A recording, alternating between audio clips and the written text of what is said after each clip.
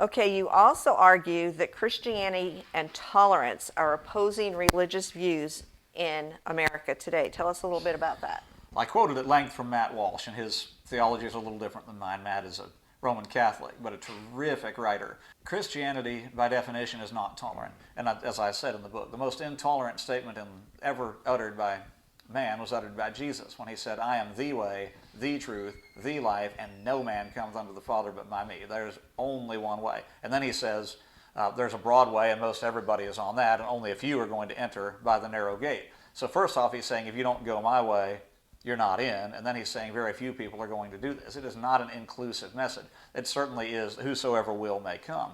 But if you don't come, you're not getting in. Christianity, by definition, is an exclusive religion. There are only two eternal destinations. It's either heaven or it's hell. There's no third choice. It's not, eternity is not non-binary. It's two choices. If you look at the Old Testament prophets, if you look at John the Baptist, there's not a lot of tolerance in Elijah's diatribe against the prophets of Baal, and Jesus' diatribe against the Pharisees. You whitewashed sepulchres, you brood of vipers, you're making your proselytes twice as much sons of hell as yourselves. I mean, there's not a lot of tolerance in those speeches. And while certainly we tolerate people who may have different beliefs or different thoughts, the idea of tolerance as the virtue above all has watered down the Christian message to where tolerance now means we allow anything, we accept anything, we approve of anything. Where God says no, the Christian's answer has to be no. Where God says this is wrong, it doesn't matter if the culture thinks boys should play on girls' teams. It doesn't matter if the culture says two men can marry each other. God says no.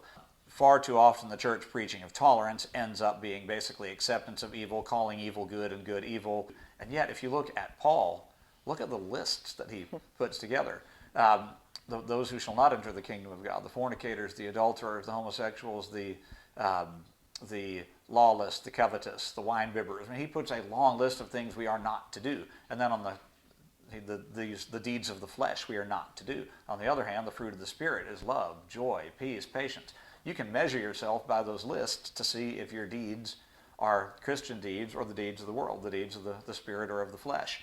And this tolerance of anything message has really watered down the church's ability to speak to and to challenge the untruth in the culture.